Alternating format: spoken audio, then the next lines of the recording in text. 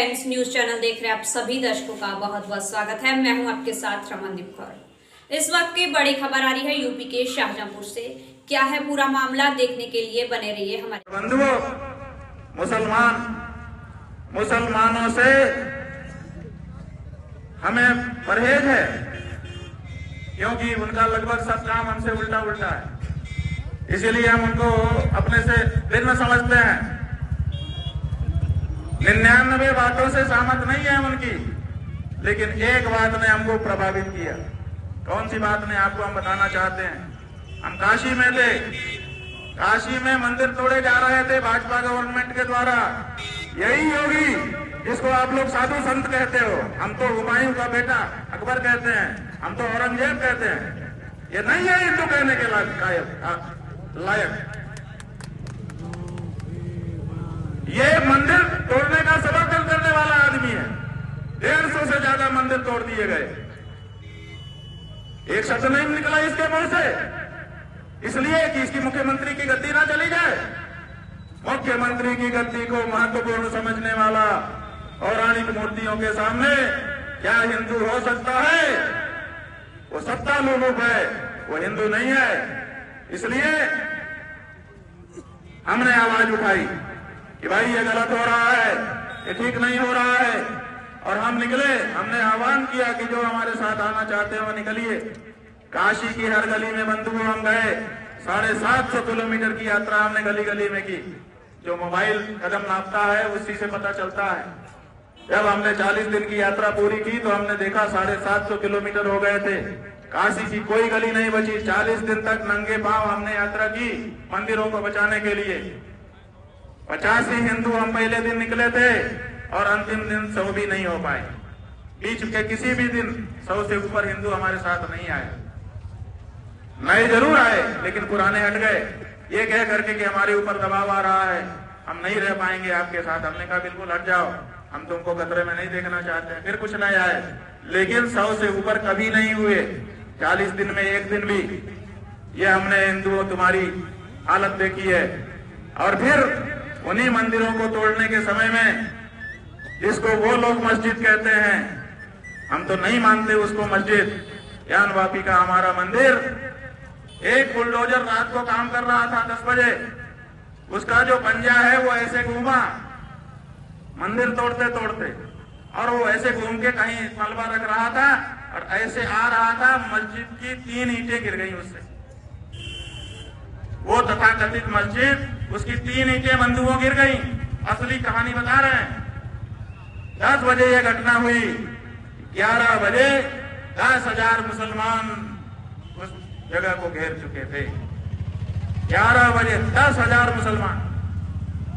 और नरेंद्र मोदी को, आदित्यनाथ योगी को मां बहन की गालियां बाकायदा रिकॉर्डिंग पर आप लोगों के कैमरों के सामने आईडी लगा करके दे रहे थे। वो सब प्रसारित भी हुआ। वहीं से हमने देखा किसी एक के ऊपर FIR नहीं हुई। और सवेरे 4 बजते सारे अफसर आ गए और आकर के उन्होंने हाथ पैर जोड़ लिए और 3 ईंटों को सीमेंट लगा करके जहां का तहां सेट कर दिया। धन्य है मुसलमान, कम से कम अपने धर्म स्थानों की रक्षा के लिए घर से निकलता तो है। और धिक्कार है उन कायर और नकली हिंदुओं से जो अपने आप को हिंदू कहते हैं और गौ माता के मांस को बिक्री करके उसके चंदे से राजनीति करते हैं और अपने आप को हिंदू नेता कहते हैं। हम तो कहेंगे, मार डालोगे ना, मार डालो।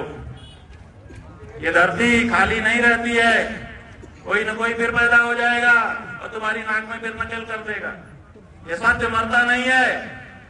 व्यक्ति को मार करके सत्य को नहीं मार सकते।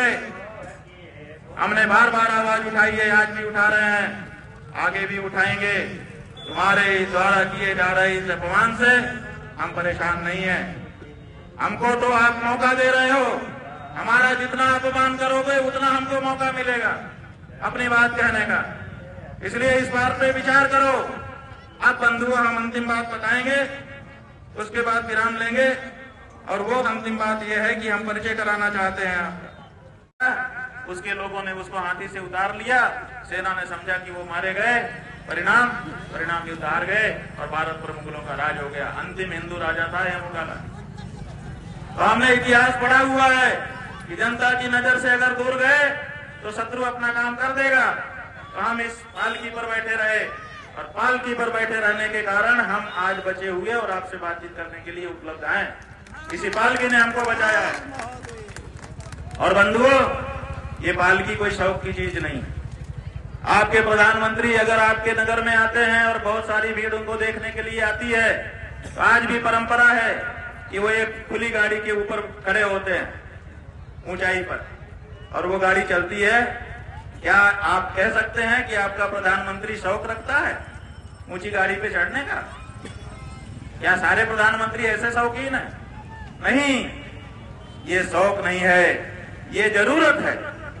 अगर हम ऊपर दिखाई देंगे तो दूर तक की जनता, हमसे 100 मीटर दूर तक की जनता भी हमको देख सकेगी और वहीं से संतुष्ट हो जाएगी। और अगर हम उसको दिखाई नहीं देंगे तो हमको देखने के लिए वो एक दूसरे के ऊपर चढ़ेगी, भगदड़ मचेगी और अप्रिय घटना होने की संभावना हो जाती। शंकराचार्य पालकी पर इसलिए नहीं चलते कि उनको पालकी पर चलने का शौक है। हमको स्वयं पालकी पर चढ़ने का शौक नहीं है। और इस बात का प्रमाण पहले ही बिना प्रसंग उपस्थित हुए आपके सामने है। हम यहाँ पर पिछले 3 दिन से, कल का दिन छोड़ दें तो, गौ माता की रक्षा के लिए एक प्रेरणा यात्रा कर रहे हैं जो कभी किसी ने नहीं की है।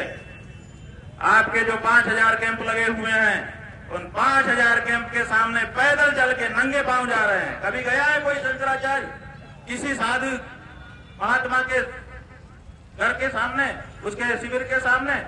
कोई अधिकारी गया है किसी सामान्य साधु के शिविर के दरवाजे? किसी विशेष साधु के यहाँ जाकर के आप? इसलिए उस शंकराचार्य के ऊपर यह आरोप लगाना कि वो पालकी से शौक से जा रहे थे या उससे उतरने के लिए राजी नहीं थे, ये बिल्कुल गलत बात है। हमने तो प्रैक्टिकल देखा। पिछले 40 वर्षों से हम स्नान कर रहे हैं संगम में।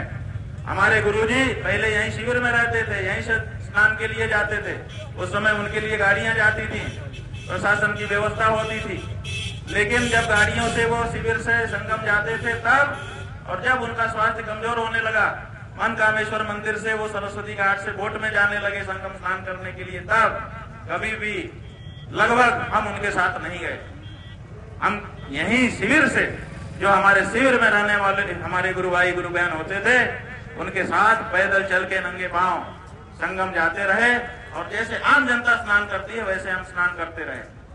जब हमारा 3 वर्ष पूर्व ज्योतिषपीठ के शंकराचार्य के रूप में अभिषेक हो गया, तो हमने सोचा कि अब हमारे लोगों ने कहा अब आप शंकराचार्य हो गए, आप VIP घाट से जैसे गुजर के आम बन करके जाते हैं, वही हमारे लिए अच्छा है। हमको ये अच्छा नहीं लगता कि अपनी माँ के पास हम VIP बन करके जाएं। आप बताइए, हमारा यही विचार क्या हमारा दुर्गुण है कि हम VIP बन के माँ के पास नहीं जा रहे थे? हम जनता में घुल मिल करके चले जा रहे थे। और फिर जब हम सामान्य रूप से गए पैदल चल करके, तो हमने देखा कि बड़ी भागा दौड़ी होती थी। सही में एक दूसरे के ऊपर लोग चढ़ जाते थे। जैसे ही उनको पता चलता था कि हमारे बीच में शंकराचार्य जी आए हैं, जयकारा आदि कोई न कोई लगा ही देता था, तो लोग समझ जाते थे, तो दौड़ते थे कि हम कैसे छू लें और कैसे देख लें।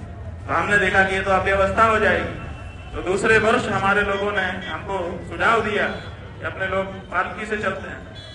तो हमने कहा ठीक है, और अब पालकी से गए। पिछले वर्ष गए और उसके 1 और वर्ष पहले 2 वर्ष से पालकी में ही जा रहे हैं और इसी रूट से 2 नंबर पुल पार करके ही जाते हैं, 1 नंबर पुल से वापस आते हैं। हमारा रूट बना हुआ है। तो हम पिछले वर्ष और उसके पिछले वर्ष पालकी में बैठकर अपने पूरे परिवार के साथ वहां गए, स्नान किया, चले आए। आप बताइए कि पिछले वर्ष या उसके पिछले वर्ष, माघ मेले की बात कर रहे हैं, पिछले वर्ष से कुंभ मत लगाइए, क्योंकि कुंभ में अलग व्यवस्था थी। हम लोग अलग से गए थे, 3 शंकराचार्य एक साथ स्नान किया थे। तो जो पर्व आए, उन दोनों पर्वों में, दोनों माघ मेला में हम यहाँ से पालकी से गए और आए। बताइए किसने शिकायत की कि शंकराचार्य जी के कारण कोई भगदड़ हुई या हम कोई अव्यवस्था हुई? बल्कि लोगों ने और अच्छा समझा। तो ऐसी परिस्थिति में हमारे ऊपर ये आरोप लगाना बिल्कुल हमारे पीठ को बदनाम करना है। व्यक्तिगत हमारे लिए कोई कुछ करे, हमें मारे पीटे गाली दे, चलेगा। मान अपमान दोनों को हम बराबर रखते हैं, लेकिन हमारे पीठ को कलंकित करने का, हमारी परंपरा को कलंकित करने का कोई प्रयास करेगा तो हमसे कठोर दूसरा कोई नहीं होगा। हम इसको स्वीकार नहीं करते। हमारे अंदर स्वयं का बल तो कम है, हमारी परंपरा का, हमारे गुरुओं का बल ज्यादा है। इसलिए उनके सम्मान की रक्षा करना भी हमारा एक कर्तव्य है। तो वो हम तैयार हैं, उसको करते हैं। तो हम ये बता रहे थे कि इसी पालकी ने हमारा संरक्षण बंधुओं किया है। और जहां तक यहाँ बैठने की बात है, यहाँ हम अपने मन से नहीं बैठे हैं। आज हमको लोगों ने बताया कि आप अखबार वालों ने रिपोर्टिंग की है, इतना आपको समझ में आया होगा, आपने रिपोर्टिंग की है। हम थोड़ा सा सही कर देना चाहेंगे।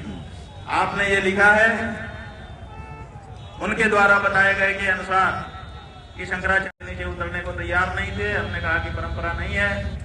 फिर जिद हुई और उसके बाद उनके लोगों को उन्होंने वो किया, अलग किया, फिर वो चले गए। ऐसा उनका वक्तव्य है। हम चले नहीं गए क्योंकि हम चल नहीं सकते थे। हमारी पालकी जब तक कोई ढोता नहीं हो सकता था। तो जब हमारे लोग थे ही नहीं तो हमारी पालकी कौन ढोता। तो हमको सादी वर्दी में, जिनकी कमर में पिस्टल लटके हुए थे, ऐसे जवान 25-30 आकर के घेर लिए और फिर उनमें से कुछ लोगों ने हाथ लगाया हमारी पालकी को ले जाने के लिए। आप लोगों में से कई लोगों ने रिकॉर्डिंग भी की है। हमने उनसे पूछा कि भाई तुम कौन हो, पहले बताओ, और कहाँ ले जा रहे हो बताओ। तो वो पीछे हो गए। वो ना तो अपनी पहचान बताना चाहते थे और ना ये बताना चाहते थे कि वो हमको कहाँ ले जा रहे हैं। और आप देखिए कि आपके शंकराचार्य को पूरी भीड़ में, जहाँ तरह तरह के लोग हैं, अनजाने लोग हैं, पता नहीं कौन किस भावना से आया हुआ है, वहां उन्होंने हमारे परिकरों से बिल्कुल हमको अकेला कर दिया। एक अकेला। जीवन में कभी हम अकेले नहीं रहे। हम रात को सोते भी हैं तो 2 लोग हमारे पास बैठ के जागते रहते हैं। एक ऐसा समय नहीं आता, नहाते भी हैं तो बाथरूम के बाहर 2 लोग रहते हैं। कभी हम अकेले नहीं रहते हैं। ये जीवन का हमारा पहला दिन था पिछले 25 सालों में, क्योंकि हम सन्यासी जब से हुए हैं तब से हमारा नियम है, तब से हमारे साथ हमारे परिकर हर समय रहते हैं। सोते समय भी जगते हुए बैठे रहते हैं। तो कल ये पहला अवसर था कि प्रशासन ने पूरी तरह से हमको अकेला कर दिया। आखिर क्यों अकेला किया होगा। और फिर पुलिस के जवान लेके चले। हम डांटा, भाई तुम या तो पहचान बताओ या तो बताओ कहाँ ले जा रहे हो। तब हम कुछ सोचे और नहीं तो हटो। तो हट गए क्योंकि कैमरे थे आपके। लेकिन पीछे जा करके ये जो बैग है इसके पीछे छुप करके धक्का मारते हुए हमारे रथ को ले चले। पहले तो वो ले करके गए किला पर, जहाँ किला की दीवार है, और वहां ले जा करके एक ढाल पर खड़ा कर दिया, आधे ढाल पर। और उसके बाद गायब हो गए सब लोग। हमने देखा कि अब कोई आगे भी नहीं ले जा रहा है, कुछ हो नहीं रहा है। हमने पूछा भाई क्या बात है, कोई कुछ बोलने को तैयार नहीं। पब्लिक आ गई, वो प्रणाम आदि करने लगी। हम वही कहते कि भाई हमारे साथ अनहोनी हो रही है तो जनता गुस्से में आ जाती। हमने किसी से कुछ नहीं कहा, बंधुओं धैर्य धारण किए रहे, मुस्कुरा करके उनको आशीर्वाद देते रहे। ये कुछ नहीं दिखाया कि कुछ गड़बड़ हो रहा है। लोग प्रणाम करते रहे, घेरे रहे। हमने पूछा ये कौन सी जगह है, कोई बता नहीं पा रहा था। तो क्योंकि किला दिख रहा था, एक व्यक्ति ने कहा ये किला है। हमने कहा ठीक है। फिर 15-20 मिनट के बाद वही जवान फिर से आ गए और फिर से हमारे रथ को देख, फिर वो बात करते रहे। हम जनता के साथ हम कुछ भी ना दिखाते हुए हाथ हिलाते रहे। फिर वो लोग आए। एक बार तो नए नए चेहरे आ गए और फिर उन लोगों ने धक्का लगाया। फिर तीसरी बार ये जो 3 नंबर पुल है इसके आगे लेकर के जाकर के खड़े कर दिया और वहां पर कुछ देर हमको खड़ा रखा गया। हमने कहा भाई क्या बात है, आखिर क्या हो रहा है हमारे साथ। तो उन लोगों ने बताया तो कुछ नहीं, लेकिन धक्का पीछे से मारते रहे। कभी कभी जनता के ऊपर चढ़ा देते थे। जनता के ऊपर चढ़ा देते थे तो हमको यही लगता था कि वो चाहते हैं कि जनता के ऊपर जब चढ़ा देंगे तो जनता उग्र हो जाएगी तो इनको खींच के पटक देगी। हम राम नाम कहते हुए बैठे थे अपनी पालकी के ऊपर, ये प्रभु आप ही रक्षा कर सकते हो। और भगवान रक्षा करते रहे, करते कराते ला करके 5 बजे शाम यहाँ हमको छोड़ दिया। जैसे उन्होंने किया था, हमने इस पालकी को सीधा भी नहीं किया, जैसे उन्होंने छोड़ा, हमने कहा क्या बात है, कहाँ जा रहे हो? बोले यहीं तक हमको आदेश था। हमने कहा तो इसका मतलब तुम आदेश चलाए? तो फिर कुछ नहीं बोले। एक उसी में से आया, बोला क्या करूं, नौकरी है। हमने कहा भाई ठीक है करो नौकरी। नौकरी करने के लिए गए, तुम अपनी माँ का हत्या करने गए तो कर दोगे? चुप हो गया, क्या कहता वो भी बेचारा, चला गया। उसके बाद हमने सोचा हम क्या करें। हम अपने शिविर से प्रातःकाल 9 बजे भगवान की पूजा अर्चना करके, दंड का तर्पण करके बड़ी प्रसन्नता के साथ संगम स्नान के लिए निकले थे। संगम स्नान हमारी अभिलाषा था। संगम स्नान हमको अगर नहीं करने दिया गया तो अब अमावस्या तिथि जब तक नहीं होती है तब तक तो हम जहाँ आए वहीं बैठे रहेंगे। तो सवेरे 7 बजे लघु शंका गए थे हम। उसके बाद मौका नहीं लगा था। रात को 1 बजे अमावस्या पूर्ण हो रही थी। रात को 1 बजे तक 18 घंटे हम इसी आसन पर बैठे रहे। ना तो अन्न का एक दाना खाया, ना तो एक बूंद पानी पिया और ना लघु शंका के लिए उतरे। 18 घंटे इस तरह से हमको संयम बांध करके बैठने के लिए इसने मजबूर कर दिया। क्यों मजबूर कर दिया? आप में से बहुत से लोगों ने लिखा कि शंकराचार्य जी धरने पर बैठ गए। बिल्कुल गलत बात है, हम कोई धरने पर नहीं बैठे हुए हैं। आप में से कुछ लोगों ने लिखा कि अनशन पर बैठ गए। बिल्कुल हम किसी अनशन पर नहीं बैठे हैं। हम स्पष्ट कर देना चाहते हैं, हमको तो प्रशासन ने हमारे परिकरों को हमसे दूर करके अपनी अभिरक्षा में लिया है। वो जहां छोड़ गए हैं हम वहीं हैं और वहीं बने रहने वाले हैं। अब तो प्रशासन हमको जहां ले जाएगा वहीं हम जाएंगे। और जब तक ये मेला है तब तक मेला का प्रशासन है।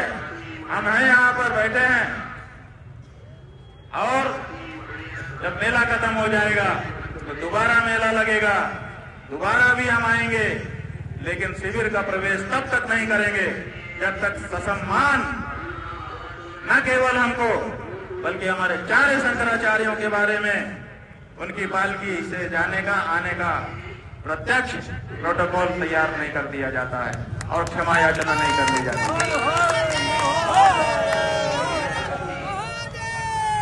जहाँ सम्मान की रक्षा नहीं है वहां क्यों रहे? लेकिन सवेरे द्वारका पीठ के शंकराचार्य जी महाराज का टेलीफोन आया। उन्होंने कहा कि आप चले जाएंगे तो उससे प्रशासन को तो और सुविधा हो जाएगी। वो तो चाहते ही हैं कि जो धार्मिक लोग हैं वो मेले से दूर हो जाएं ताकि मेले को व्यवसाय का केंद्र बना दिया जाए। मंदिरों को व्यवसाय का केंद्र बनाया जा रहा है, मेला क्षेत्र को व्यवसाय का केंद्र बनाया जा रहा है, नास्तिकों को यहाँ बुला बुला करके बसाया जा रहा है। उनके इस कार्य में उनको और सुविधा हो जाएगी। इसलिए उन्होंने कहा कि आप कृपया यहाँ रहिए। हमने उनके परामर्श को, उनका आदेश माना। हमारे बड़े गुरु भाई हैं, हमारी उनकी एक साथ दीक्षा हुई है, हमारा उनका एक साथ पट्टाभिषेक हुआ है, हमारा उनका एक साथ मन मिला हुआ है। हमने कहा आपका जो आदेश हम स्वीकार करते हैं। तो हमने अपना जो विचार था उसको बदल दिया। अब हम यहाँ बैठे हैं लेकिन हमारी टेक है, और टेक ये है कि अपने शिविर के अंदर हम तब प्रवेश करेंगे जब सम्मान केवल हमारा नहीं, 4 शंकराचार्यों का सुरक्षित हो जाएगा। बल्कि शंकराचार्यों का ही क्यों, हम तो कहते हैं कि जो हमारे 5 वैष्णवाचार्य हैं, जो हमारे 13 अखाड़ों के आचार्य हैं, वो हमारे परंपरागत गुरु हैं। उनके भी सम्मान की सुरक्षा का व्यवस्थित प्रोटोकॉल घोषित हो जाना चाहिए। ये नहीं कि किसी के साथ कभी भी कुछ भी व्यवहार करो, इसको स्वीकार नहीं किया जाएगा। बंधुओं, हम इस टेक को कायम रखेंगे। जब भी मेला आयोजित होगा मेले में आएंगे, लेकिन रहेंगे फुटपाथ पर। अब तक शिविर में प्रवेश नहीं करेंगे जब तक जो अपराध कल यहाँ के प्रशासन के द्वारा किया गया है उसको स्वीकार करते हुए उसकी सार्वजनिक क्षमा याचना नहीं कर ली जाती है। और हम ये बताना चाहेंगे बंधुओं, हम चाहते तो यहीं पर संत सम्मेलन बुलाते। आप जो भेद की नीति दिखा रहे हैं कि कुछ संतों को आप सुविधा देंगे, कुछ का अपमान करेंगे, इससे संत दो फाड़ हो जाएंगे। संत कभी दो फाड़ नहीं है, हम सब एक हैं। लेकिन हम यहाँ वो चीज को नहीं दिखाएंगे। यहाँ तो हमने गौ रक्षा प्रेरणा यात्रा प्रारंभ की है, उसको जारी रखेंगे। कैंप जाएंगे और गौ माता के लिए जो संकल्प प्रेरणा हम संतों को दिला रहे हैं उसको दिलाते रहेंगे। और अभी तक तो हम पैदल नंगे पांव जा रहे थे, अब पालकी में ही जाएंगे। और जहां तक ताकत दिखाने की बात है, हम यहां ताकत नहीं दिखाएंगे क्योंकि यहां तो पहले से ही लोग आए हुए हैं। कंप्यूटर बाबा ने अभी घोषणा आपके सामने की है, आगामी 10-11 मार्च को चैत्र के कृष्ण पक्ष की शीतला सप्तमी और शीतला अष्टमी को दिल्ली में हम आमंत्रित करते हैं संतों को, आइए आकर के अपनी एकजुटता दिखाइए। अब तय होना चाहिए कि क्या संत चापलूस होगा कि संत जो है वो सत्य सनातन धर्म के साथ खड़ा होने के लिए तैयार होगा। हमारे ऊपर जो आक्रमण किया गया है वो क्यों किया गया है, पहले हमने प्रश्न उठाया था, जवाब नहीं दिया। अब हमारी तरफ से सुनिए, ये इसलिए उठाया गया है क्योंकि हम गौ रक्षा की बात कर रहे हैं और भारतीय जनता पार्टी की सरकारें गौ हत्या को बढ़ावा दे रही हैं अपने कार्यकाल में, गौ मांस के व्यापार को बढ़ावा दे रही हैं अपने कार्यकाल में, गौ मांस विक्रेताओं से चंदा ले रही हैं अपने काल में। इसलिए ये नहीं चाहती हैं कि कोई साधु संत गौ माता की रक्षा की बात करे, और हम कर रहे हैं, इसलिए इनकी आंख की किरकिरी हम बने हैं। लेकिन ये कितना भी परेशान करें, अब तो गौ माता की रक्षा के लिए जो कदम बढ़ा है वो पीछे हटने वाला नहीं है, और वो उतनी ही मजबूती से आगे उठेगा जितना हमारे ऊपर जुल्म होगा। करिए कितना जुल्म करना चाहते हैं, करिए कितना अपमान करना चाहते हैं, डालिए कितनी बाधाएं डालना चाहते हैं, आपकी हर बाधा को हटाते हुए हम गौ रक्षा के मार्ग में आगे बढ़ रहे हैं। और अपने जीवन में अब हम अपने और अपने साथ के जन में सभी सनातनी हैं कि जब तक हम जीवित हैं किसी से भी बात करें तो जैसे गाना बना था ना कि हम उस देश के वासी हैं जिस देश में गंगा बहती है, हम कहना चाहते हैं कि हम ये कह सके किसी से भी बात करते समय गर्वोन्नत होकर कि हम उस देश के वासी हैं जिसमें गौ रक्षा होती है।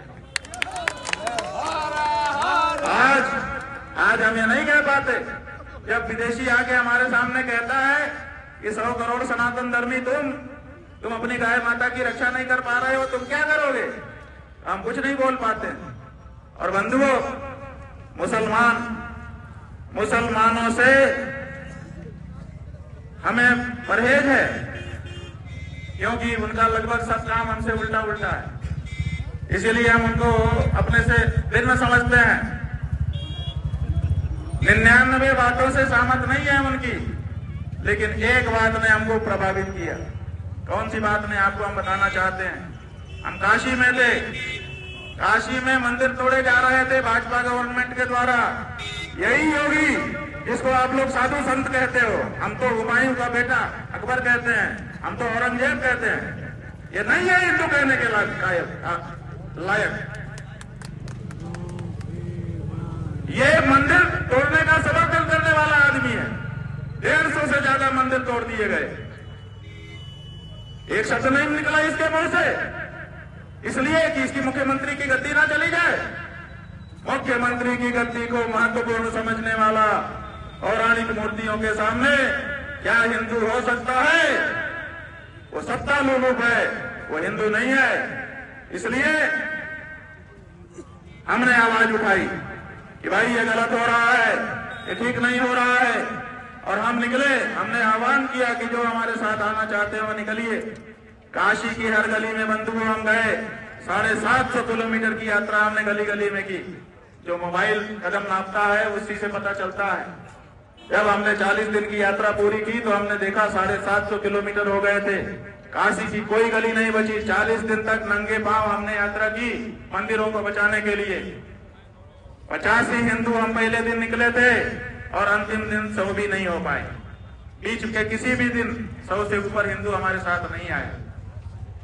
नए जरूर आए लेकिन पुराने हट गए, ये कह करके कि हमारे ऊपर दबाव आ रहा है, हम नहीं रह पाएंगे आपके साथ। हमने कहा बिल्कुल हट जाओ, हम तुमको खतरे में नहीं देखना चाहते हैं। फिर कुछ नए आए, लेकिन 100 से ऊपर कभी नहीं हुए, 40 दिन में एक दिन भी। ये हमने हिंदुओं तुम्हारी हालत देखी है। और फिर उन्हीं मंदिरों को तोड़ने के समय में, जिसको वो लोग मस्जिद कहते हैं, हम तो नहीं मानते उसको मस्जिद, ज्ञान वापी का हमारा मंदिर, एक बुलडोजर रात को काम कर रहा था 10 बजे, उसका जो पंजा है वो ऐसे घूमा मंदिर तोड़ते तोड़ते, और वो ऐसे घूम के कहीं मलबा रख रहा था और ऐसे आ रहा था, मस्जिद की 3 ईंटें गिर गई उससे।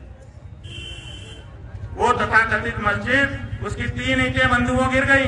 असली कहानी बता रहे हैं। 10 बजे ये घटना हुई, 11 बजे 10,000 मुसलमान उस जगह को घेर चुके थे। 11 बजे 10,000 मुसलमान। और नरेंद्र मोदी को, आदित्यनाथ योगी को मां बहन की गालियां बाकायदा रिकॉर्डिंग पर आप लोगों के कैमरों के सामने आईडी लगा करके दे रहे थे। वो सब प्रसारित भी हुआ।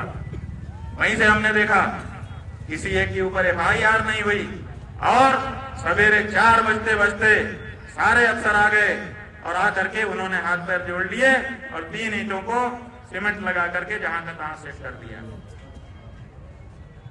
धन्य है मुसलमान, कम से कम अपने धर्म स्थानों की रक्षा के लिए घर से निकलता तो है। अधिकार है उन कायर और नकली हिंदुओं से जो अपने आप को हिंदू कहते हैं और गौ माता के मांस को बिक्री करके उसके चंदे से राजनीति करते हैं और अपने आप को हिंदू नेता कहते हैं। हम तो कहेंगे, मार डालोगे ना, मार डालो। ये धरती खाली नहीं रहती है, कोई न कोई फिर पैदा हो जाएगा और तुम्हारी नाक में फिर नकल कर देगा। ये सत्य मरता नहीं है, व्यक्ति को मार करके सत्य को नहीं मार सकते। हमने बार बार आवाज उठाई है, आज भी उठा रहे हैं, आगे भी उठाएंगे। तुम्हारे द्वारा किए जा रहे इस अपमान से हम परेशान नहीं है। हमको तो आप मौका दे रहे हो, हमारा जितना अपमान करोगे उतना हमको मौका मिलेगा अपनी बात कहने का। इसलिए इस बात पे विचार करो। आप बंधुओं, हम अंतिम बात बताएंगे, उसके बाद विराम लेंगे। और वो अंतिम बात यह है कि हम परिचय कराना चाहते हैं आपका। ये देखिए, एक चित्र है, ये एक महिला का चित्र है, सौम्या अग्रवाल, कमिश्नर प्रयागराज। अगर गलत हो तो सुधार लीजिएगा, क्योंकि हमको जैसा बताया गया उसके आधार पर हम कह रहे हैं। सौम्या अग्रवाल, कमिश्नर प्रयागराज। ये यहाँ की कमिश्नर है, मंडल अध्यक्ष हैं, बड़ी पदाधिकारी मानी जाती हैं। डीएम भी इनको रिपोर्ट करता है। अगर ये चाहती तो ये मौके पर मौजूद थी, हमने इनको सामने खड़ी हुई देखा था। ये चाहती तो सम्मानजनक तरीके से, अगर समस्या उत्पन्न भी हो गई थी, वैसे तो उत्पन्न ही नहीं करना चाहिए था। अगर माताहतों ने उत्पन्न कर दिया था तो बड़ा अधिकारी वहां पर मौजूद है, तो उसका ये कार्य है कि वो उसको संभाले। लेकिन 2-2.5 घंटे तक वहां पर हमारे लोगों को मारा पीटा जाता रहा और ये सबकी खड़ी होकर के गवाह बनती रही। ये कमिश्नर बनेंगी, बनाए रखो, तुम्हारी प्रिय होंगी, लेकिन हमारी आंखों से गिर गई। हम नहीं समझते कि ये कमिश्नर बनने लायक। इनका अपराध हम जो समझते हैं, प्रेस को भ्रामक और असत्य जानकारी देना, जो कि अब रिकॉर्डिंग पर है। हम बता देंगे कि कमिश्नर जैसे पद पर बैठ करके ये झूठ क्यों बोल रही है, और झूठ बोले भी क्यों ना, जब उत्तर प्रदेश का मुखिया ही झूठ बोलता है। कुंभ में इतनी भगदड़ बनी, इतने गरीब मारे गए, वो कहते हैं कोई घटना नहीं हुई। अफवाह पर ध्यान मत दें, अफवाह पर ध्यान मत दें। जब मुख्यमंत्री झूठ बोल सकता है तो उसका कमिश्नर झूठ बोले, इसमें क्या समस्या है? तो इन्होंने झूठ बोला, भ्रामक जानकारियां आपको दी और स्वयं उपस्थित रहते हुए भी सम्मानजनक तरीके से समस्या का निदान नहीं किया। इनका दोष हम समझते हैं। ये दूसरा चित्र देखिए, ये एक चित्र है। इस चित्र में नाम लिखा है मोहित गुप्ता, गृह सचिव। ये उत्तर प्रदेश गृह मंत्रालय के सचिव के स्तर का व्यक्ति है। कितनी बड़ी इसकी पदवी है, पूरे प्रदेश के मामले देख सकता है। ये स्वयं सादे ड्रेस में, ये फोटो जो है ये इंटरनेट से निकाला है, इसलिए इसमें वर्दी में है। ये सादे ड्रेस में एक बहुत अच्छा सा कोट पहन करके खड़ा था वहां पर और हैंडसम लग रहा था, देखने में बहुत अच्छा लग रहा था। हमको सबसे पहले इसी ने आकर्षित किया अपनी ओर, क्योंकि जितने लोग खड़े थे उसमें सबसे हैंडसम यही लग रहा था। और फिर हमने क्या देखा, पहली बार हमने अपनी नजरों से बहुत सारे वाकये हम भी देख चुके हैं, पुलिस को भी देख लिया है, मार पिटाई भी देख ली है, पुलिस ने हमको भी 15 में मारा था वो भी देख लिया है, सब कुछ देखा है हमने, अनुभवी हम भी है थोड़े थोड़े। लेकिन हमने ये नहीं देखा कि कोई बड़ा अफसर, ये गृह सचिव अपने हाथ से करके और ये जो कोहनी है इससे मार रहा, कभी ऐसे करके मार रहा, कभी ऐसे करके मार रहा। हमने तो, हमारे पास कैमरा नहीं होता है, वीडियो नहीं बनाया है, आंखों में हमारे वीडियो बना हुआ है, कभी नहीं भूलेगा। ऐसा भी नहीं है कि वीडियो नहीं बना है, बहुत सारे लोगों ने वीडियो बनाया भी है। और आज तक का जो चैनल है, आज तक के चैनल ने जो पहला वीडियो प्रसारित किया है उसमें वही व्यक्ति मारते हुए दिख भी रहा है, ऐसा नहीं है कि हम झूठ बोल रहे हैं। ये गृह सचिव है और जिन लड़कों को हमारे अंदर ले जाके मारा पीटा गया था उसकी कहानी हम बता रहे हैं। उनने बताया कि ये लगातार टेलीफोन में किसी से संपर्क में था और कहता था कि मार दिया है, ठीक कर दिया है। और फिर ये भी कहा एक बार कि बॉस कह रहे हैं कि भाई, मतलब यहाँ के अफसरों की बाइट चाहिए थी ऊपर किसी को, इसका मतलब ये सारी घटना वहां से लाइव हो रही थी और निर्देश, जैसे अमेरिका का राष्ट्रपति लादेन के पकड़ते समय अपने यहाँ बैठ करके निर्देश दे रहा था, ऐसे ही कल की घटना में भी कोई था जो अपने कमरे में बैठ करके निर्देश कर रहा था। अमेरिका तो कमरे की वो तस्वीरें जारी करता है, क्या भारत जारी करेगा? क्या भारत के मीडिया में इतना दम है कि इस बात को पकड़ सके? शायद नहीं। ये जो मोहित गुप्ता है बंधुओं, हो सकता है नाम गलत हो, आप लोग करेक्ट कर लीजिएगा, चेहरा यही, ये सादे ड्रेस में था, निर्देश लोगों को निर्देश यही दे रहा था।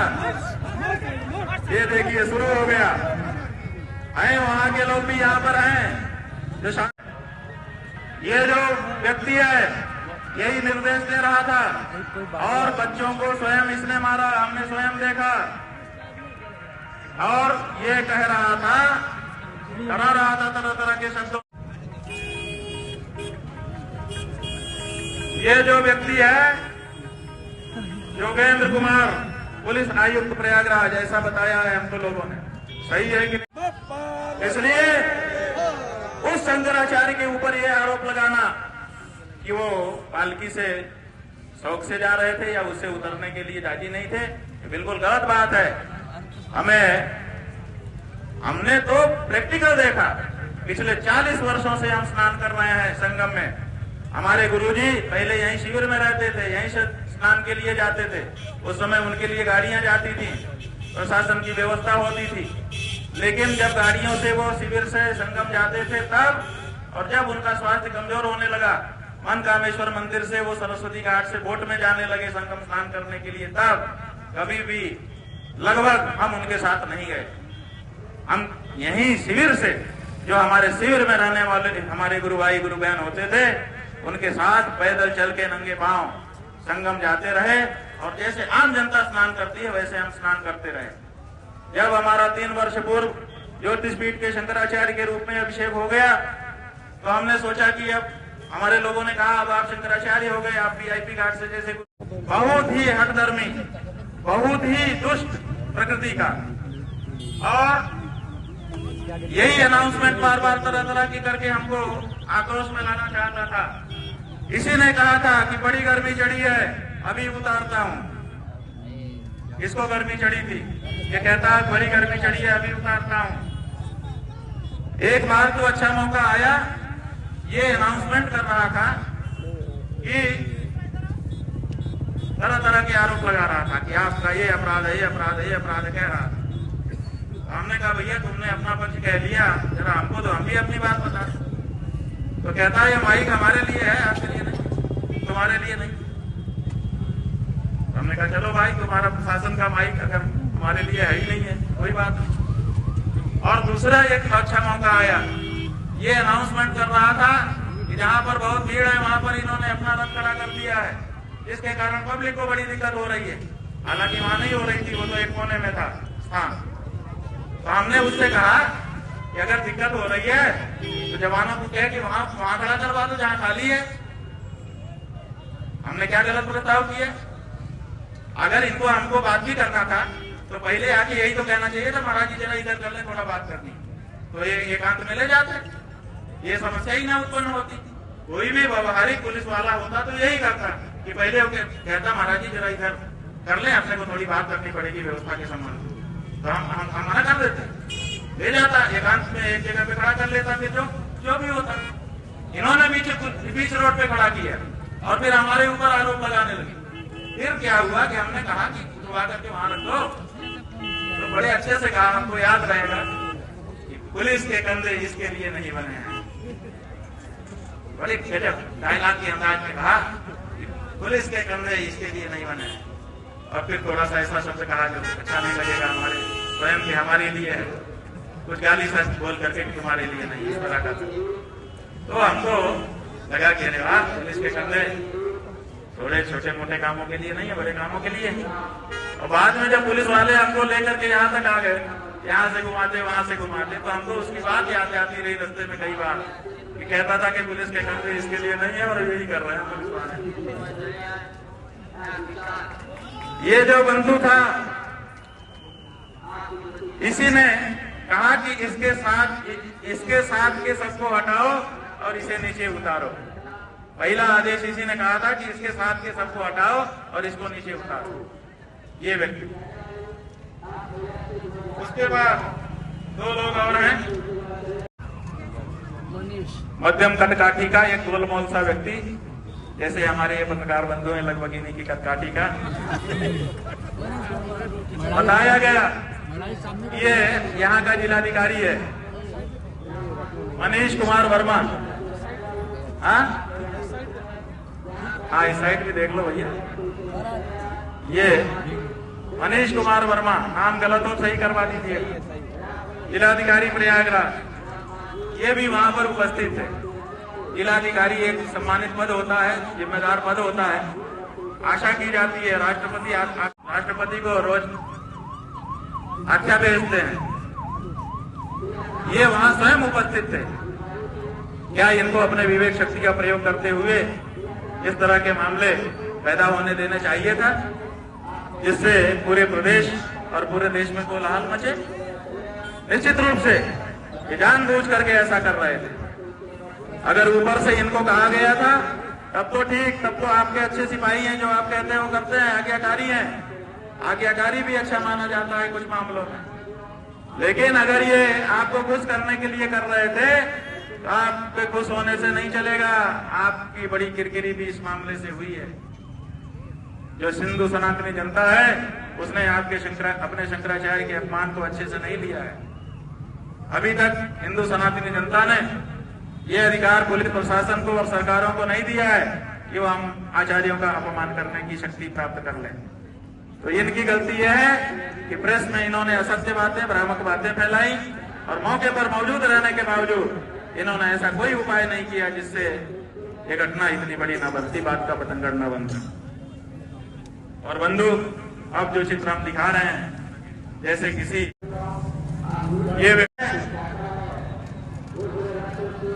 ये असली व्यक्ति है।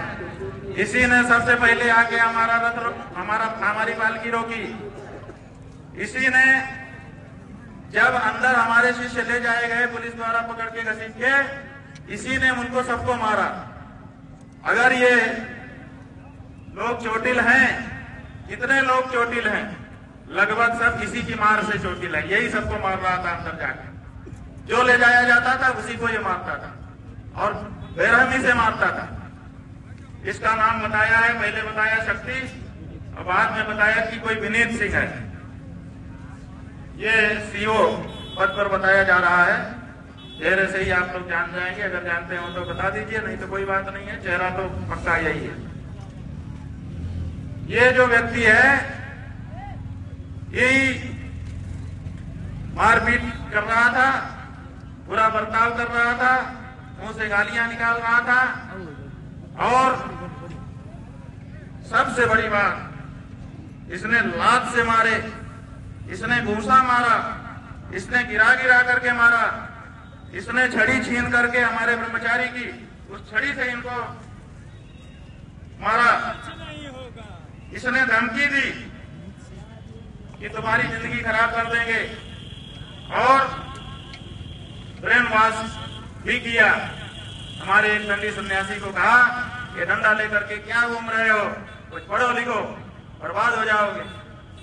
ये कौन होता है ये बताने वाला किसी को कि कौन कैसे बर्बाद होगा और कौन कैसे, क्या इसके लिए इसको यहाँ पे खाकी कपड़ा पहना करके भेजा गया है ये सन्यासियों को उपदेश दे? हमने किसकी जिंदगी बर्बाद की है बताएं? क्या गोविंद पादाचार्य जी, शंकराचार्य जी को जीवन को बर्बाद कर दिए? 8 साल की उम्र में उन्होंने संन्यास उनको दे दिया था। बताइए, आदि शंकराचार्य को 8 साल की उम्र में संन्यास देने वाले गुरु गोविंद पादाचार्य जी क्या शंकराचार्य के जीवन को बर्बाद कर रहे थे? क्या शंकराचार्य जी पढ़े लिखे नहीं? क्या उनको पूरा संसार विद्वान नहीं मानता है? केवल पुलिस में भर्ती होकर के और ऐसे काम करने वाला वही विद्वान होता है? ये हमारे लड़कों का हमारे विरुद्ध मानसिक परिवर्तन करना चाहता है। ये असली खलनायक था। एक वो जिसने रोका, एक ये जिसने लोगों को मारा पीटा और चोट पहुंचाई। बहुत बड़ा अपराध किया है इन्होंने। सब लोगों की मेडिकल हो गई है, 3 लोग भर्ती थे, उनका प्राथमिक उपचार हुआ है, अभी और उपचार चलेगा। ये हमारे 54 वर्ष के महात्मा, इनको हम जानते भी नहीं है, ये तो भीड़ में कहीं से सम्मिलित हो गए थे। हमारा ये पीला दुपट्टा बांध लिया था गले में इन्होंने, यही इनका दोष है। कहां से आए हो? मध्य प्रदेश से आए, पिपरिया से। पिपरिया हमारा कार्यक्रम था, वहां इन्होंने हमको देखा होगा तो आ गए। अब ये जो है ये मार खा के पड़े हैं। सब लोगों की मेडिकल रिपोर्ट सब तैयार हो गई है। पुलिस हमारी रिपोर्ट लिखेगी नहीं, हमने ईमेल से उनको रात को भिजवा दिया है। हमको पता है कि वो नहीं लिखेंगे, बायस्ड हैं। एक बात हम जरूर यहाँ कहना चाहेंगे कि जो बिना स्टार की पुलिस, जो 1 स्टार 2 स्टार और 3 स्टार वाली पुलिस वहां थी, उसमें से अधिकांश बड़े विनम्र थे और वो परिस्थितियों से दुखी दिखाई दे रहे थे। उनके चेहरे हम देख रहे थे। ये जितना काम हो रहा था बड़े बड़े लोगों के द्वारा हो रहा था। उसके बाद वाली जो रैंक थी वो सब इस दृश्य को देख करके मर्माहत दिखाई दे रहे थे। उनके चेहरे पे एकदम दुख दिखाई दे रहा था। 1-2 के तो हमने देखा आंख में आंसू भी थे। हालांकि वो काम उन्हीं का कर रहे थे, पकड़ दकड़ के ले जा रहे थे, लेकिन हम देख रहे थे कि जो घसीटते हुए ले जा रहे थे उनका तरीका अलग था, और बाकी पुलिस भी ले जा रही थी लेकिन तरीके से पकड़ के ले जा रही थी। बल पूरा लगा करके उनको कब्जे में करके फिर ले जा रही थी, और बाकी तो घसीटते हुए बाल पकड़ के ले जा रहे हैं, वहां पकड़ के घसीटते ले जा रहे हैं, बीच में लात भी मार दे रहे हैं, गिरा के पटक भी दे रहे हैं। लेकिन जो नीचे रैंक की पुलिस थी, इसीलिए कभी कभी लगता है कि भगवान बहुत बड़ा ना बनाए, क्योंकि बहुत बड़ा बनने में बहुत पापी बनना पड़ता है। कल हमने देखा, तो खैर जो हमने देखा था हमने वो आपको बता दिया। जो कल की घटना थी वो हमने बता दी। हम चाहेंगे कि प्रशासन की ओर से, जनता की ओर से जो भी प्रश्न हो विस्तार से आप हमसे एक करके पूछ लें। कोई भी प्रश्न निरुत्तरित नहीं होना। मन में एक दुविधा थी कि प्रयाग क्षेत्र का कैसे परित्याग करें। दुनिया छोड़ करके तो धर्म क्षेत्र में आए, अगर धर्म क्षेत्र को छोड़ेंगे तो कहाँ जाएंगे?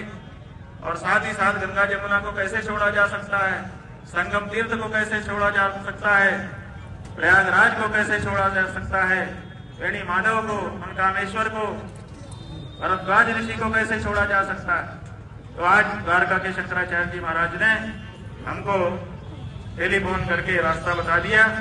उन्होंने कहा कहीं मत जाओ, अगर तुम्हारी टेक है कि तुम शिविर में तभी घुसे हुए जब सम्मान जो छीनने का प्रयास किया गया है उसको प्रशासन रिस्टोर कर दे तो ठीक है। जब तक ये नहीं हो जाता है तब तक फुटपाथ पर रहो, कोई दिक्कत नहीं है, लेकिन प्रयाग में रहो और जो गौ रक्षा के लिए प्रेरणा यात्रा तुमने शुरू की है उसको पूरा करो। तो हम यहाँ पर हैं, हमारी जो प्रेरणा यात्रा 5000 शिविर के सामने जाकर के होने वाली है वो कंटिन्यू रहेगी। हम कोशिश करेंगे, प्रयास करेंगे कि सब शिविरों के सामने जाएं, सब संतों से संवाद करें। और एक बात और बताएंगे, भेद डालने का प्रयास कैसे हो रहा है। पहले तो 2 तरह के दृश्य दिखा दिए, एक लोगों को कारपेट बिछा रहे हैं और एक लोगों को कह रहे हैं कि ये नहीं होने देगा। और एक बात, ये जो पुलिस वाला है जो सबको मार रहा था, जिसको हमने कहा खलनायक, हाँ ये जो पुलिस वाला है, इस पुलिस वाले ने अंदर जाकर के जब हमारे लोगों को अपराधियों की तरह से जमीन में उकड़ो बैठा के और स्वयं कुर्सी पे पांव चढ़ा करके और पांव का जूता जो है हमारे व्यक्ति के चेहरे के सामने ला करके जब नाम पता पूछ रहा था और धमकियां दे रहा था, उस समय इसने कहा कि मैं पुरी के शंकराचार्य जी का शिष्य हूं, उनसे मैंने श्री विद्या दीक्षा ली है। ऐसा कहने की उसको क्या जरूरत थी? हमने रात भर विचार किया। इसका मतलब है कि पुरी के शंकराचार्य जी और हमारे बीच में ये भेद डालना चाहता था, भेद नीति का प्रयोग कर रहा था। लेकिन हम आपको स्पष्ट कर देना चाहते हैं कि पुरी के शंकराचार्य जी और हमारे बीच में कोई भेद नहीं डाल सकता, क्योंकि हम सदा से एक थे और एक हैं।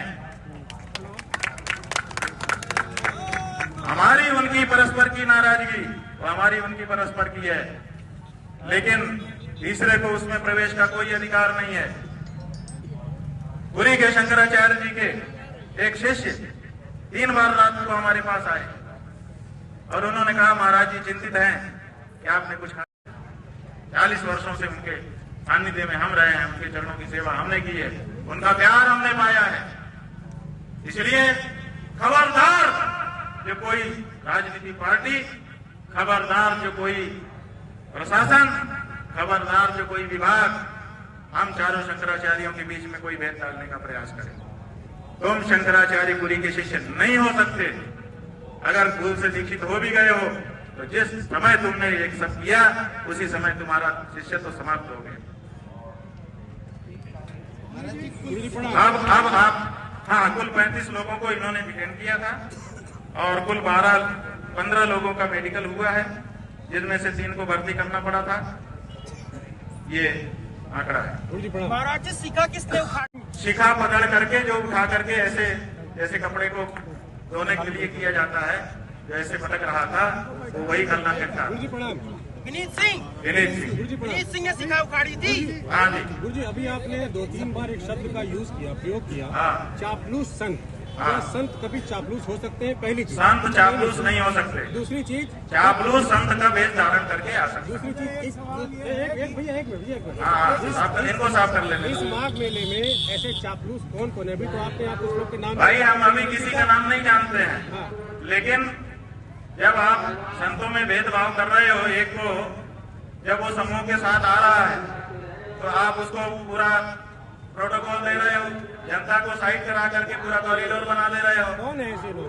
और दूसरे को आप कह रहे हो कि आप नहीं जा सकते, जबकि वो घुल मिल के जनता में जा रहा है, वो तो आपसे कुछ चाह भी नहीं रहा है। ऐसे लोग कौन है गुरु जी? ऐसे लोग कौन है माघ मेले में? हाँ? चापलूस ऐसे लोग कौन है? ऐसे लोगों का नाम हम लें ये अच्छा नहीं लगेगा। ऐसे लोगों का नाम अपने आप निकल के नाम, देखो पानी में अगर कोई मल मूत्र विसर्जन कर देना तो अपने आप ऊपर आके अपने आप को दिखाने लगता है, महाराज जी इसको कहने की जरूरत नहीं होती। पंक्तिबद्ध होकर के हम स्टार्ट हाँ? अरे महाराज जी, हाँ, संत के वेश में चापलूस आ गए, महाराज जी आपने चापलूसी कर रहे हैं और संत वेश को बदनाम कर रहे हैं। महाराज जी आपने कहा था पंक्तिबद्ध होकर के स्नान कर लेंगे, फिर हमारे खिलाफ कार्रवाई बिल्कुल करनी चाहिए। अगर हम कोई अपराध कर रहे हैं तो भारत का नागरिक होने के नाते हमारे ऊपर प्रशासन को कार्रवाई करने का पूरा अधिकार है। हमने कब मना किया? जब हमारे लोगों को आप पकड़ रहे थे तो हमको आपने क्यों नहीं पकड़ा? हमको क्यों आपने अकेला करके छोड़ दिया? यही पता चल गया कि आप कार्रवाई नहीं कर रहे थे, आप कुछ और कर रहे थे। अगर आपको कार्रवाई करनी थी तो जो अपराध उन्होंने किया था उसके मुखिया तो हम ही थे। सबसे पहला नाम तो हमारा होना चाहिए था, तो आपने हमको नहीं पीटा, हमको नहीं मारा, हमको नहीं अरेस्ट किया। क्यों? हम पूछ रहे हैं आपसे, कार्रवाई आप करिए। हम कहा, कार्रवाई से कौन डरता है? कार्रवाई केवल पुलिस के कर देने से कुछ नहीं होता है। पुलिस को अभियोग जो लगाता है उसको कोर्ट में सिद्ध करना पड़ता है। ये कैमरे का युग है, ये आंखों का युग नहीं है। यहाँ सब कुछ दर्ज हो जाता है, रिकॉर्ड पर रहता है। हजारों लोगों ने कैमरे में सब कुछ रिकॉर्ड किया हुआ है। और हमारे संयम की भी परीक्षा हुई है। 5-7 घंटे आपने जो हमारे साथ किया, करके देखो किसी संत के साथ। 1 सेकंड में पुलिस वालों से पूछ लो, ये लोग गाड़ी रोकते हैं, गाड़ी रोक के बात करें तब तक तो संत उबल जाते हैं। नहीं उबलते हो तो पूछ लो, किसी भी पुलिस वाले का इंटरव्यू कर लो। लेकिन पुलिस वाले को ट्रेनिंग रहती है, वो धीरे धीरे करके लाइन में ले आता है। लेकिन हम तो 5-7 घंटे हमारे साथ अन्याय होता रहा, एक बार भी हमको नहीं हुए। केवल एक मौके को छोड़कर जब हम वापस हो रहे थे, वापस होते समय जब हमारे लोगों के ऊपर आक्रमण किया गया, तब हम 1 सेकंड के लिए जरूर आक्रोशित हुए थे। हमने पीछे की तरफ देख करके हाथ उठाया था, इसलिए उठाया था कि तत्काल उस पर शांति हो। हाँ ये बताइए, हाँ, तो एक पुलिस वाले अधिकारी कोई थे शायद, वो आए आपके बाद की क्या बात हुई थी? बात क्यों? वही 40 वर्षों से उनके सानिध्य में हम रहे हैं, उनके चरणों की सेवा हमने की है, उनका प्यार हमने पाया है। इसलिए खबरदार जो कोई राजनीतिक पार्टी, खबरदार जो कोई प्रशासन, खबरदार जो कोई विभाग हम चारों शंकराचार्यों के बीच में कोई भेद डालने का प्रयास करे। तुम शंकराचार्यपुरी के शिष्य नहीं हो सकते। अगर भूल से दीक्षित हो भी गए हो तो जिस समय तुमने एक सब किया, उसी समय तुम्हारा शिष्य तो समाप्त हो गया। अब आप, हाँ, कुल 35 लोगों को इन्होंने डिटेन किया था और कुल 15 लोगों का मेडिकल हुआ है, जिनमें से 3 को भर्ती करना पड़ा था। ये आंकड़ा है। महाराज जी सीखा किसने उखाड़ा? हाँ, विनीत सिंह वही आया था। क्या बात हुई? क्यों बात? उसने हमको कहा कि आप नीचे उतर जाइए। हमने कहा भैया क्यों? बोले परंपरा नहीं है। हमने कहा इसमें परंपरा की क्या बात आ गई? तो वो कहता नहीं, आप नीचे उतर जाइए। उसका जोर नीचे उतरने पर था, और जिस ढंग से वो कह रहा था उससे साफ समझ में आ रहा था कि ये अपमानित करने के लिए कह रहा है। तो आप बताइए कि एक शंकराचार्य को आदेश देने का उसको क्या अधिकार था, और एक शंकराचार्य के रूप में हम उसका आदेश कैसे मान सकते? जबकि वहां पर कोई ऐसी समस्या नहीं थी, कोई ऐसी भीड़ नहीं थी, कोई अव्यवस्था नहीं थी। महाराज जी 3 घंटे हम वहां पर रहे, इन्हीं तो लोगों के द्वारा रोके जाने पर रहे। क्या अव्यवस्था हुई बताओ ना? 3 घंटे जब हम वहां खड़े रहे उसी पालकी में, कोई अव्यवस्था नहीं हुई, तो जाते रहते तो क्या अव्यवस्था थी? बताइए ना, जवाब दीजिए। हम कोई कानूनी वो नहीं करेंगे, लेकिन हमारा जो मठ है वो एक लीगल एंटिटी है। वो हमारे मठ के सम्मान की सुरक्षा के लिए जो करना चाहेगा करेगा। मठ के अधिकारी निर्णय लेंगे। उन्होंने ही हमको बताया कि हमने ईमेल किया है, वही हाई कोर्ट के वकीलों से बात कर रहे हैं, वो रिट याचिका करेंगे, ऐसा बता रहे हैं। एक सवाल है, थोड़ा अप्रिय है, आप अप्रिय सवाल सोच करके छोड़िए मत, जरूर पूछिए।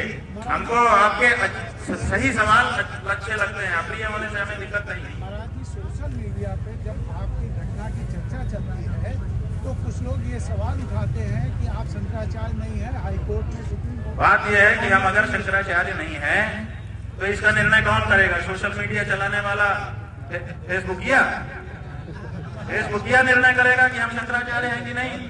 माघ मेले का प्रशासन वो निर्णय करेगा कि हम शंकराचार्य हैं कि नहीं।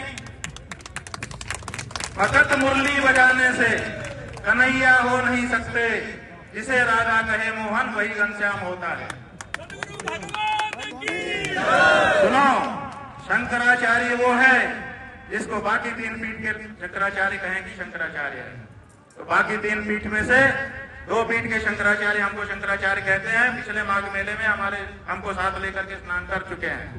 जब स्वयं श्रृंगेरी के शंकराचार्य, द्वारका के शंकराचार्य हमको कह रहे हैं कि हम शंकराचार्य हैं, हमको साथ में लेकर स्नान कर रहे हैं, तो आपको इस प्रमाण की आपको जरूरत है। ये प्रशासन तय करेगा कि हम शंकराचार्य हैं कि नहीं है। उत्तर प्रदेश का मुख्यमंत्री तय करेगा कि भारत का राष्ट्रपति तय करेगा? भारत के राष्ट्रपति को भी अधिकार नहीं है कि वो तय करे कि कौन शंकराचार्य है। शंकराचार्य का निर्णय शंकराचार्य करते हैं और हम निर्णीत हैं। पुरी के शंकराचार्य जी ने हमारे बारे में कुछ नहीं कहा है। उन्होंने न तो कहा कि ये नहीं है और उन्होंने न तो कहा कि ये है, वो साइलेंट हैं। उनका जो एफिडेविट सुप्रीम कोर्ट में आया था, पहले बताया गया कि उन्होंने विरोध किया है। जब हम लोगों ने एफिडेविट की कॉपी निकाली, उसमें उन्होंने लिखा हुआ है कि हमसे कोई समर्थन मांगा नहीं गया, इसलिए हमने दिया नहीं है। ये उनका इतना ही वक्तव्य है। तो दो शंकराचार्यों का प्रत्यक्ष लिखित व्यवहारिक समर्थन और तीसरे पीठ के शंकराचार्य की मौन स्वीकृति हमारे साथ है। और कौन शंकराचार्य है ज्योतिष पीठ का, बताइए? स्वामी जी, हम हैं ज्योतिष पीठ के शंकराचार्य, निर्विवाद रूप से हैं। और अगर कोई विवाद उठाता है, इसका मतलब कि वो दूषित भावना वाला है। और अगर जो अपने आप को कहता है कि मैं ज्योतिष पीठ का शंकराचार्य हूँ, वो आकर के बात करे। कल आप विवाद में जाने के लिए क्या समाधान हो रहा है? बीच का रास्ता है इसका कि आप प्रशासनिक? अरे भाई देखो, बीच का रास्ता, बहुत अच्छा प्रश्न किया। हम आपको इतना साधुवाद से कम है। ज्योतिष पीठ के शंकराचार्य ने, अभी मुक्तेश्वरानंद नाम के सन्यासी ने 12 बजे या 9:47 से जो घटना शुरू होती है, लगभग 11:30-12 बजे तक, जिसके बारे में वहां से हटा करके उन लोगों ने समझा कि खत्म हो गया। रात के 1 बजे तक पालकी पर बैठ करके मौका दिया। इतना मौका कौन देता है किसी को अपनी भूल सुधारने के लिए, बताइए? अगर भूल नहीं सुधारी गई है तो उसका जिम्मेदार हम नहीं है। हमने पूरा मौका दिया। अगर वो शाम तक भी आते और कहते कि गलती हो गई, चलिए कम से कम स्नान तो कर लीजिए, तो हम तैयार थे कि स्नान करने के लिए जाएंगे। हमने यहाँ पे सबको कह भी दिया था कि अगर वो आएंगे हम जाएंगे। बीच में कई लोग वार्ता के लिए भी आए, कुछ पत्रकार बंधु भी थे, कुछ प्रशासन के लोग थे, वो आए कि ऐसा कर दें तो वैसा कर दें। हमने कहा हाँ, तो हमने पूरा मौका दिया। रात को 1 बजे तक हम बैठे रहे। अगर वो आते, आके हमको ले चलते, कह देते कि क्षमा याचना। क्षमा याचना शब्द ऐसा है कि वो कह भर दिया जाए, उसके जवाब की अपेक्षा नहीं होती है। अगर वो कहते और लेके जाते, स्नान करा लाते, हम क्या करते? हमारा जीवन धन्य होता ना। लेकिन हमको ये टेक तो न रखनी पड़ती कि अपना शिविर होते हुए भी हम बाहर दरवाजे पे बैठे। आप समझो कितना कठिन होता है। और भी कोई शंकराचार्य ने स्नान किया, उनके लिए भी वही नियम था जो आपको बताया गया। बात यह है कि हमको ये जानकारी नहीं है, हम कुछ नहीं बता पाएंगे। अपने ही प्रश्नों में इतने उलझे रहे कि इसका पता ही नहीं है। महाराज जी, आखिर ट्रम्प कौन है? ट्रम्प कौन है? आपने इशारे में कहा संत कौन है? अमेरिका में हमने ये देखिए, जिस समय ये कहा उसी समय कह दिया। अमेरिका की न्यूज एजेंसी उस कमरे के फोटोग्राफ निकाल के लाती है, क्या भारत की ला पाएगी, आपके ऊपर डाल दिया है। आप लोग निकाल दिए, हम तो कह रहे हैं। कोई माफी मांगने नहीं आया तो क्या फैसला होगा आपका? फैसला हो चुका। हम इस टेक को कायम रखेंगे। प्रयाग हमारा पुण्य क्षेत्र है, हम आएंगे, शिविर हमारा लगेगा, गतिविधियां चलेंगी, लेकिन हम कभी भी शिविर के अंदर प्रवेश नहीं करेंगे। फुटपाथ पर रहेंगे, चाहे जिंदगी चली जाए, और फुटपाथ पर हम रहेंगे तब तक जब तक कि भूल का सुधार सही ढंग से नहीं किया जाता है और चारों शंकराचार्यों को आश्वस्त नहीं कर दिया जाता है कि आपके सम्मान को कभी ठेस नहीं पहुंचाई जाएगी।